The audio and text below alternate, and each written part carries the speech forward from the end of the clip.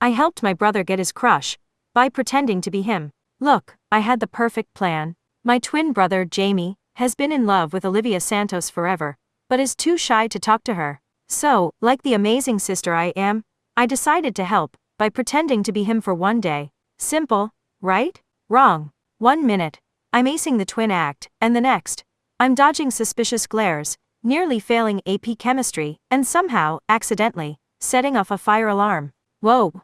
And did I mention Olivia wants to get coffee with Jamie now? Yeah, that's a problem. What happens next? Let's just say this twin swap goes way off the rails. Watch till the end because trust me, this mess only gets crazier. Silly story begins. Please like and subscribe. Chapter 1. People say I have terrible ideas. Spectacular? Absolutely, but mostly terrible. My twin brother Jamie would agree, especially after what I'm about to do. But before we get into that, let me introduce myself. I'm Maya Chen, professional meddler, fixer of other people's problems, an occasional disaster architect. My own life? A hot mess, but that's beside the point. My twin brother Jamie, on the other hand, is basically my opposite in every way. He's careful, I'm reckless. He's an overthinker, I run on impulse. And most importantly, he's utterly, painfully hopeless when it comes to talking to Olivia Santos. Olivia. The reason I'm about to do something monumentally stupid. She's moving to London? I nearly choked on my smoothie, my straw making a tragic, dying squeak as I yanked it from my mouth. Across from me, Jamie looked like a puppy who'd just had his favorite chew toy stolen. At the end of the semester, he muttered, shoving his glasses up his nose for the millionth time. Her dad got a job with the Royal Ballet. I gaped at him. And you still haven't talked to her? Like, at all? Jamie sent me his classic please shut up look. I say hi sometimes. Sometimes? Jamie Chen, you've been in love with this girl since freshman year. You sit next to her in AP chemistry. The only chemical reaction happening is the stomach acid I'm producing from watching you not talk to her. He groaned. Maya.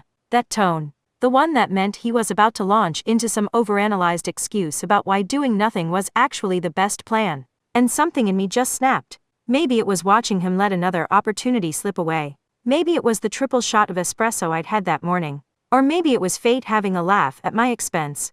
Whatever it was, the idea hit me like a lightning bolt. I'll do it. Jamie blinked. Do what? I'll be you. What? For one day. I grabbed his shoulders, already mapping out the whole thing in my head. Think about it. I pretend to be you, break the ice with Olivia, show her how great you are, minus the nervous sweating and tragic lack of flirting. And then, when she's interested, you take over. That's insane. Jamie shook his head, but his eyes had that unmistakable flicker of hope. We might be identical twins, but you can't just Jamie. We're literally the same person, genetically speaking. The only real difference is I have the good personality, and you have the better SAT scores. I waved off his protests. Besides, I've been mimicking you since we were 5. Remember when I convinced Mom I was you so I could get double dessert? That was 12 years ago. And Mom never fell for it. Details. I dismissed him with a flourish. The point is, Olivia is leaving. Forever. To London. Land of fancy accents, and devastatingly attractive men who call fries chips. Do you really want to spend the rest of your life wondering what if? Jamie fell silent. And in twin speak, that meant I was winning. One day, I pressed. That's all I need. What's the worst that could happen? Ah, yes. The famous last words that would turn my entire life upside down. If I'd known then the chaos that would follow, would I have still done it? Absolutely. But I might have worn better shoes. Fine, Jamie finally whispered, looking like he'd just agreed to his own execution. One day. But you have to promise. Yes. Operation Twin Switch is officially a go. I shot up from the bench, my mind already running through the plan. Step 1. Become Jamie. Step 2. Talk to Olivia. Step 3. Smoothly transition my incredibly awkward brother into his own love story. Simple. Foolproof. Nothing could possibly go wrong. Except, of course, everything. Maya. I turned at the sound of my name and spotted Marcus Rodriguez, my best friend and fellow chaos enabler, striding toward me. His dark curls flopped into his eyes, and for the first time, I noticed something. A shift. A different kind of look in his eyes. Maybe I was imagining it. Or maybe not. But Marcus wasn't the only one watching. Across the courtyard, standing half hidden in the shadow of the library, Dylan Parker, the annoyingly perfect student body president, had his arms crossed, eyes narrowed, suspicion practically radiating off him. I had no idea what his deal was, but something told me I wasn't the only one with a secret plan that day. And my one day of pretending to be Jamie? Yeah, that was about to spiral into way more than I bargained for. But hey, at least I wasn't wrong about one thing. It definitely wasn't going to be boring. Chapter 2. Here's the thing about pretending to be your twin brother. The easy part is looking like him. The hard part? Everything else. Stop walking like that, Jamie hissed as we huddled in his bedroom the next morning. I don't bounce. You should.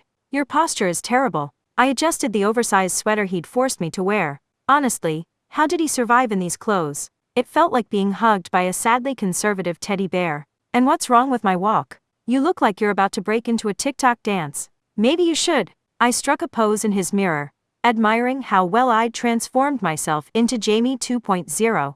His glasses, with fake lenses because unlike him, I had perfect vision. His terrible sweater, his even more terrible khakis. I'd even mastered his nervous habit of pushing up his glasses. It might help with your hole? I gestured vaguely at his entire being. Jamie threw a pillow at me. This was a horrible idea. All my ideas are horrible. That's what makes them brilliant. I caught his reflection in the mirror looking like he might be sick. Relax, little brother. We're twins. I'm 4 minutes younger. I've got this all figured out. I'll just go to your classes, casually talk to Olivia in AP Chem, and, what do you mean, go to my classes? Jamie's voice hit a pitch I didn't think was possible for human vocal cords. You can't go to my classes? You don't know anything about AP Chemistry. I waved off his concern. Please, I've been copying your homework since kindergarten. That's not something to brag about. The point is, I know enough. Plus, it's just one day. What's the worst that could happen? Jamie opened his mouth, probably to list exactly what could happen in alphabetical order, but we were interrupted by a knock on the door. Kids? You're going to be late. Our dad called out. Coming.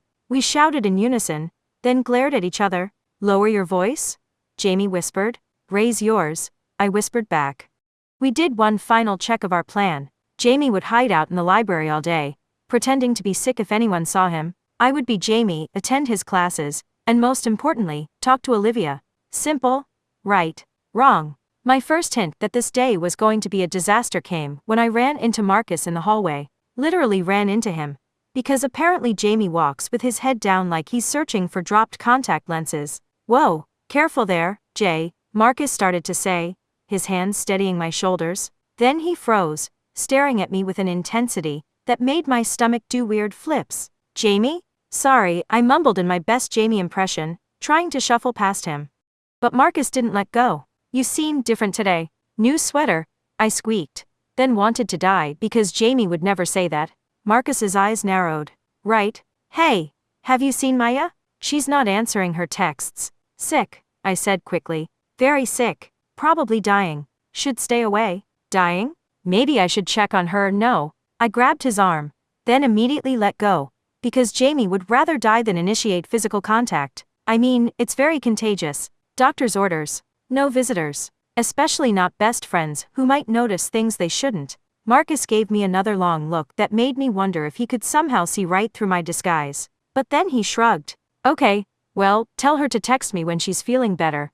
I nodded frantically, and speed walked away, my heart pounding. That was close. Too close. But hey, at least I'd made it through one conversation without completely blowing my cover. Then I walked into AP Chemistry, and saw 3 things that made my blood run cold. 1. Olivia Santos, looking unfairly gorgeous for 8 a.m., sitting at Jamie's lab table. 2. Dylan Parker, wearing his signature smirk, and holding what looked suspiciously like a pop quiz. 3. A sign on the board that read, Partner experiments today. Oh, this wasn't going to be just a disaster. This was going to be a catastrophe. And somewhere in the library, my dear brother was probably having a premonition of doom. Good thing he didn't know about the smoke alarm I was about to set off. Literally. Chapter 3. Fun fact. When you're pretending to be your genius twin brother in AP Chemistry, it helps to know the difference between sodium chloride and sodium chlorate. Spoiler alert. I did not. Are you okay? Olivia whispered as I stared at the array of chemicals in front of us like they were alien artifacts. You seem a bit off today. Fine, I squeaked, then cleared my throat because Jamie doesn't squeak. Just, thinking about the molecular structure of science. Olivia giggled, and I suddenly understood why my brother turned into a human puddle around her. Her laugh was like wind chimes in a summer breeze, and her eyes crinkled at the corners in a way that made you want to say more stupid things just to see it again. Science, She raised an eyebrow. Very specific, coming from the guy who usually corrects the textbook. Right, because my brother was that kind of nerd. Well, you know what they say about science. I pushed up my fake glasses. Buying time. It's, all relative? That's physics, actually. Dylan's voice cut in from behind us, making me jump. Einstein? Though I'm sure you knew that, Jamie. You never miss a chance to show off your knowledge. I turned to find him leaning against our lab table, wearing that irritating smirk that made me want to dump sodium whatever it was on his perfect hair. Don't you have your own experiment to ruin? I muttered, forgetting for a moment that Jamie would never say something so confrontational. Dylan's eyebrows shot up. Olivia's mouth formed a small O of surprise. And somewhere in the library, I bet Jamie felt a disturbance in the force. Interesting, Dylan said slowly. Very interesting. Before he could elaborate on what exactly was so interesting, our teacher, Miss Chen, no relation, unfortunately, called the class to attention. Today's experiment is about reaction rates, she announced. Please follow the procedure exactly. We don't want a repeat of last semester's incident. The class collectively shuddered. I made a mental note to ask Jamie about that later, assuming I survived the next hour. Ready, partner? Olivia smiled at me, already putting on her safety goggles. No, absolutely not. This was a terrible idea. I should confess everything right now and, of course, I heard myself say, let's, science. The next 45 minutes were a blur of panic, pretense, and near disasters. I managed to fake my way through the first few steps by letting Olivia take the lead, and nodding sagely whenever she looked my way. But then came the part where I actually had to do something. Jamie? Olivia's voice had an edge of concern. Are you sure you want to mix those? I looked down at the beakers in my hands. Yes, it's just that sodium chlorate and organic material tend to. Boom!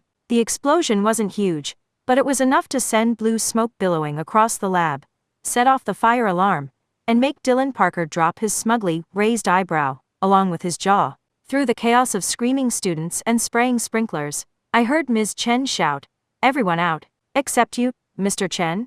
We need to talk about whatever that was." As I stood there, dripping wet, glasses askew, I had 3 simultaneous realizations. 1. Jamie was going to kill me. 2. I had definitely just ruined my brother's perfect academic record. 3. Olivia Santos was laughing. That, she said between giggles as we evacuated the lab, was the most exciting chemistry class I've ever had. Really? I pushed my wet hair out of my face, heart racing for more than just the explosion. Really? She smiled that crinkly-eyed smile again. You know, Jamie, I always thought you were kind of predictable. But today you're full of surprises. Behind her, Dylan was typing furiously on his phone, probably documenting every suspicious detail of my behavior. And at the far end of the hallway, I caught a glimpse of a familiar figure ducking behind a corner, Marcus, wearing an expression I couldn't quite read. But I barely had time to process any of that because Olivia was still talking. Since we probably won't be allowed back in the lab today, she said, maybe we could continue our chemistry discussion over coffee after school? Oh no. Oh no. This was not part of the plan. The plan was to break the ice, not cause an environmental disaster, and accidentally get my brother a date. Jamie was going to have an aneurysm, but before I could figure out how to say no without ruining everything, I heard myself say, yes, coffee would be science. Somewhere in the library, surrounded by books and regret, my brother felt another disturbance in the force. And this time, it was a big one. The funny thing about worst-case scenarios? Sometimes they're just the beginning. Chapter 4. There are 3 things you should never do when pretending to be your twin brother. 1. Agree to a coffee date with his crush. 2. Text your best friend who might be in love with you. 3. Do both while trying to hide from the most suspicious person in school. Guess who was about to do all 3? I found Jamie in the library during lunch, hyperventilating behind a copy of Advanced Organic Chemistry. Before you say anything, I started. You blew up the chemistry lab, he screamed, which for Jamie was basically a nuclear explosion of emotion. Technically, I created an exciting learning opportunity about chemical reactions, Ms. Chen called Dad. Yeah, about that. I slid into the chair across from him. The good news is, I convinced her it was just a panic attack. Apparently, you're now signed up for meditation classes every Thursday. Jamie dropped his head onto the table with a thud. This can't get worse. Well, I fidgeted with my borrowed glasses. I may have also agreed to get coffee with Olivia after school. His head shot up so fast I heard his neck crack. You what? She asked. What was I supposed to say? Sorry, I can't because I'm actually my twin sister in disguise and this whole thing is an elaborate scheme to make you fall in love with the real Jamie. Yes. No. I don't know. He grabbed his hair in frustration. This wasn't the plan. The plan was one conversation.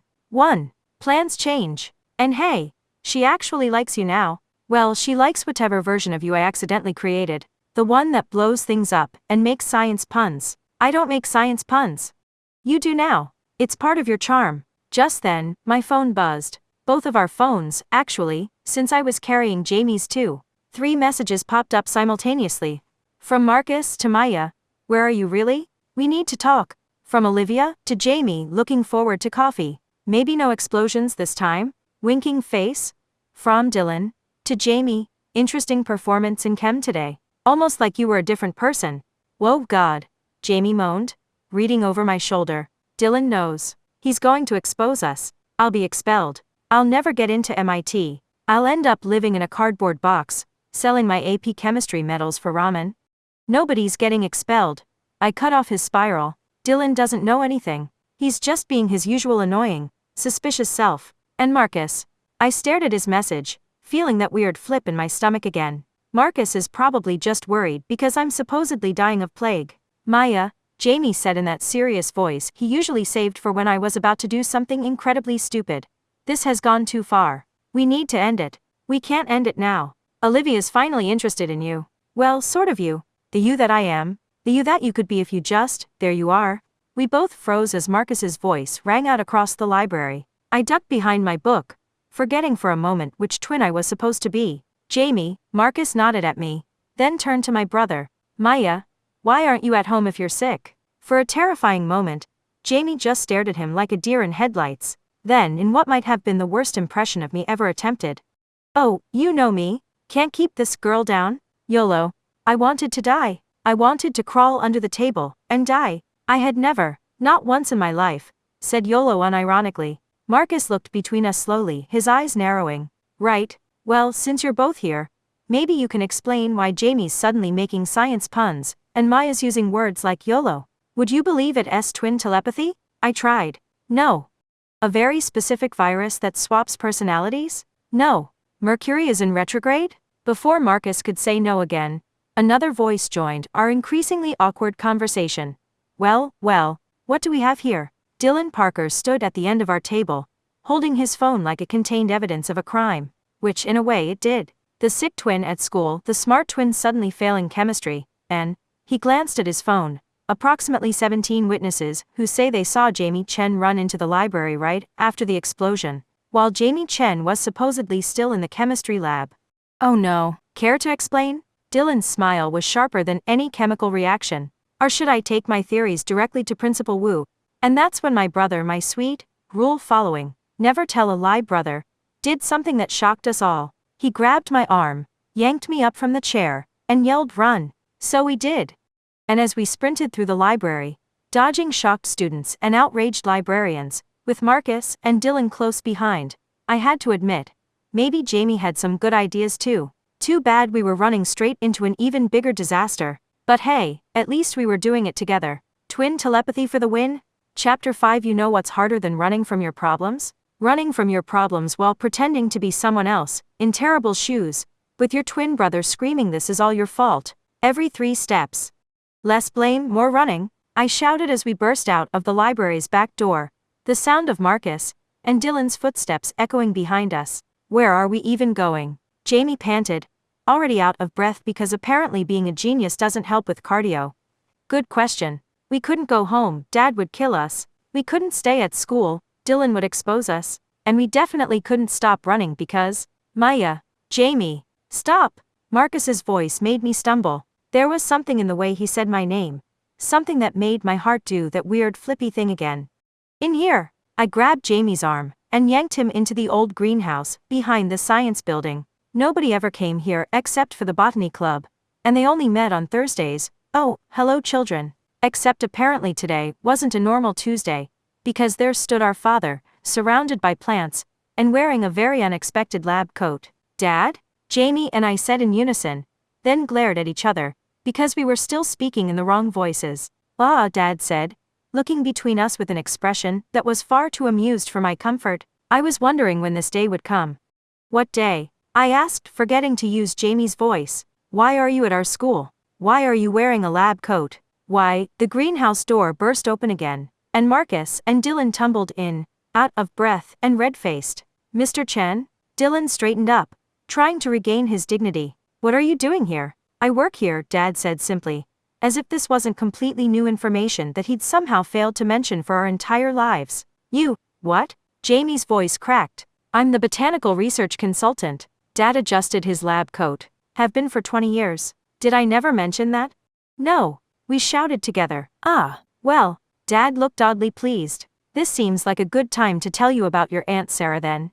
We don't have an Aunt Sarah, I said slowly. Exactly. Dad's eyes twinkled. Because Sarah was actually your Aunt Susan's twin, and after the great twin switch of 1985, she had to change identities. The greenhouse fell silent, except for the soft whir of the ventilation fans, and the sound of my brain short-circuiting. What? Jamie whispered. Whoa, yes, Dad continued cheerfully. It's something of a family tradition, you see. The twin switch. Your Aunt Sarah, now known as your Uncle Steve, did it.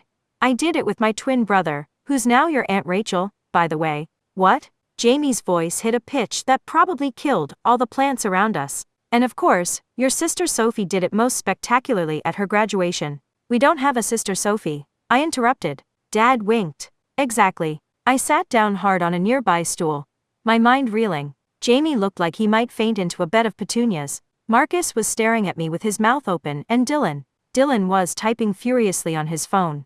Don't bother, Dad said to Dylan. The Wi-Fi doesn't work in here. Something about the rare phosphorescent plants interfering with the signal. Very convenient, really. This can't be happening, Jamie muttered. This is a dream. A nightmare. A chemically induced hallucination from the lab explosion. Ah yes, the explosion, Dad nodded. Much better than mine. I actually set the whole chemistry wing on fire in 1989. That's how I met your mother, you know. She was the fire marshal.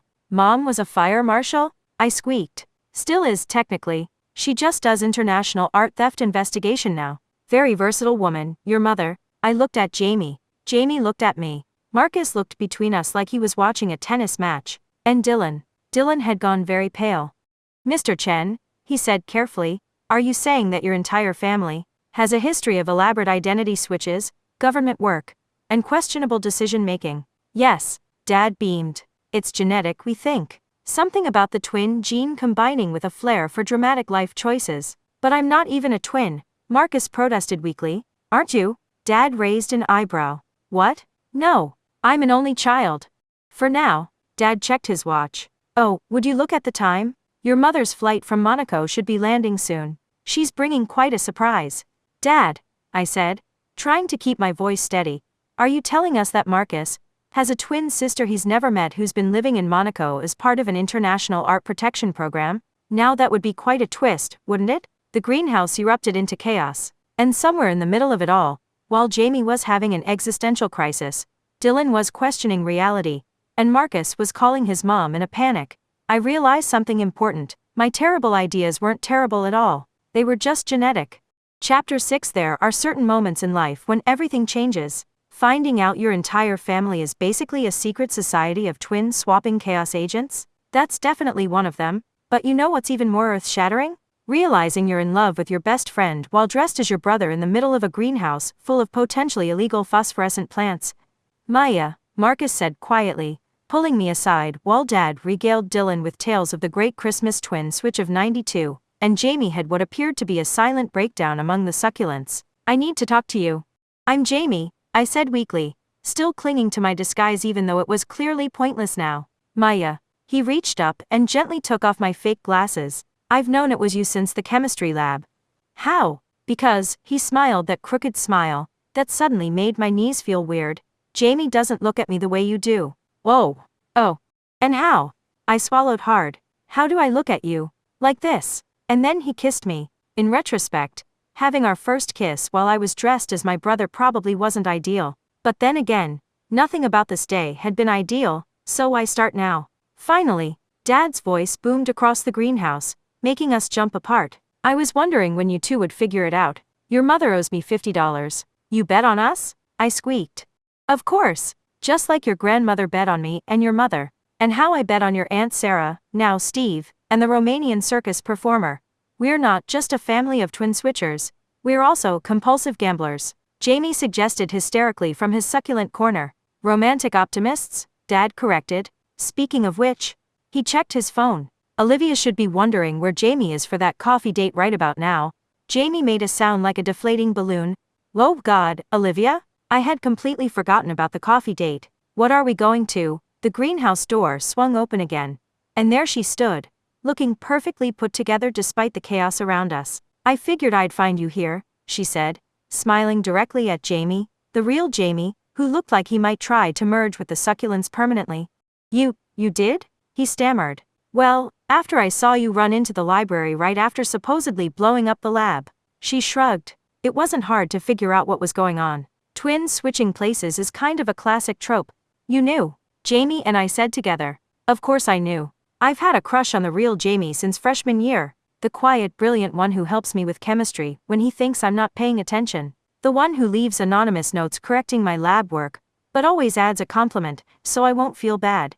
Jamie made a sound that might have been words in another dimension. But, she continued, I have to admit, getting to see this other side of you, she gestured at me, was interesting too. It made me realize something. That you prefer the cool twin? I suggested, earning an elbow in the ribs from Marcus. That maybe there's more than one way to be yourself. She walked over to Jamie, who had gone completely still. And that I'd like to get to know all the versions of you. The quiet one and the bold one. The genius and the guy who makes terrible science puns. I don't make science puns, Jamie whispered. You do now, she smiled. It's part of your charm. And then, in front of all of us, she kissed him. Well, Dad clapped his hands together. This seems like a good time to mention that your mother's flight just landed. And yes, Marcus, she did bring your twin sister. And yes, Dylan, she also brought documents about your own family's interesting twin history. My what? Dylan's phone clattered to the floor. Oh yes, Dad grinned. Did you really think you were investigating us by accident? Welcome to the family, kids. It's about to get a lot more interesting. As the greenhouse erupted into chaos again, Dylan having his own existential crisis, Marcus frantically texting his mom, and Jamie and Olivia still kissing by the succulents, I realized something important. Sometimes the worst ideas lead to the best endings. And sometimes, being yourself means being a little bit of everything. Even if that everything includes a family of twin-swapping secret agents, a best friend who's actually your soulmate, and a brother who's finally getting his happy ending. Plus, I'm pretty sure we all got A's in chemistry for practical demonstration of explosive reactions. Not bad for a Tuesday. Now if you'll excuse me, I have to go meet my future sister-in-law. Both of them. Chapter 7. Here's a life tip. When you're about to meet your best friend's long-lost twin sister who's been living in Monaco as part of an international art protection program, maybe don't wear your brother's clothes and smell like chemical explosion. But hey, that's just me. I can't believe this is happening, Marcus muttered as we stood in the airport arrivals area. He hadn't let go of my hand since we left the greenhouse, which was both wonderful and slightly sweaty. Really? I squeezed his hand. After everything that's happened today, this is the part you can't believe. Fair point. He looked at me. You're still wearing Jamie's sweater, by the way. I know. I'm kind of attached to it now. It's like a security blanket of bad decisions. Behind us, Jamie and Olivia were having what appeared to be a very intense conversation about molecular structures, their hands intertwined. Every few seconds, Jamie would push up his glasses and blush, and Olivia would laugh that wind chime laugh. It was disgustingly adorable. Dylan stood a few feet away, still scrolling through his family history documents with a shell-shocked expression. Apparently, finding out you're part of a centuries-old tradition of twin-related shenanigans can do that to a person. Did you know, he announced to no one in particular, that my great-grandmother was actually her own twin sister for 15 years. She ran a speakeasy and a library. At the same time, in the same building. Amateur, Dad said, checking his watch. Your great-aunt Mildred ran 3 separate identities across 2 continents. Now that was impressive. Dad, I said carefully, exactly how many secret twin-related conspiracies are there in this town? Whoa, hundreds. He beamed. Why do you think we moved here? Pine Valley is basically twin central. The coffee shop owner? Twin. The principal? Twin. That mysterious old lady who feeds pigeons in the park? Actually triplets. Before I could process this information, the arrival doors slid open. And there was Mom. looking way too glamorous for someone who just spent 12 hours on a plane. And beside her, oh my god, Marcus whispered. She looked exactly like him. Same dark curls, same honey brown eyes, same dimple in her left cheek. The only difference was that while Marcus looked like he'd just rolled out of bed, which to be fair, was his permanent aesthetic, she was dressed like she'd stepped off a runway in Milan. Marcus, Mom said with a smile that held about 15 different secrets, meet Marina. Hi brother, Marina said in perfect English, with just a hint of a French accent. Nice sweater vest. Marcus wasn't wearing a sweater vest. She has your sense of humor, Mom explained. Marcus started, then stopped, then started again. How long have you known? About 3 years. Marina shrugged. Since I accidentally hacked into the family records while trying to break into the Louvre's security system. Accidentally? Dylan perked up. For art protection purposes, of course. She winked at him, and I swear I saw Dylan Parker, Mr. Perfect, Mr. Rules Are Everything, blush. Of course, Dylan mumbled, suddenly very interested in his shoes. Whoa, this was going to be fun. Well, Mom clapped her hands together. Now that we're all here, I suppose we should discuss the summer program. What summer program? Jamie asked, finally taking a break from his chemistry flirtation with Olivia. The International Young Person's Twin Identity Protection and Management Program, Mom said, as if this was a completely normal thing. Or IPTM for short. That's not short, I pointed out. We're working on the acronym, Dad admitted. But the program is fantastic. 2 months in Europe. Learning all the family traditions. Identity switching, accent training, basic international art theft prevention. Dad, Jamie interrupted. Are you saying our entire family is involved in some sort of twin-based secret society? Not the entire family, Mom corrected. Your cousin Beth isn't involved at all. We don't have a cousin Beth, I said. Mom winked. Exactly. As everyone erupted into questions and exclamations, Marina explaining something about the Monaco art scene to an increasingly flustered Dylan, Marcus trying to process the fact that he was going to spend the summer learning international espionage with his long-lost twin, and Jamie actually making a science pun that made Olivia giggle. I had a revelation. My terrible ideas weren't terrible. They were just the beginning. So, Marcus said quietly, pulling me close. Ready for a summer of twin-related chaos? I looked around at our weird, wonderful, slightly illegal family gathering and smiled. With you? Always. And then I kissed him. Right there in the middle of the airport, still wearing my brother's terrible sweater, smelling like explosive chemicals, and planning our summer of international twin-based adventures. Because sometimes the best love stories start with a case of mistaken identity, and sometimes the best families are the ones that come with a side of conspiracy. But mostly, sometimes the best things in life happen when you're brave enough to be both yourself and someone else entirely. Even if it means occasionally blowing up a chemistry lab. Or two. But that's a story for another day. What's the craziest family secret you've discovered? Drop it in the comments below.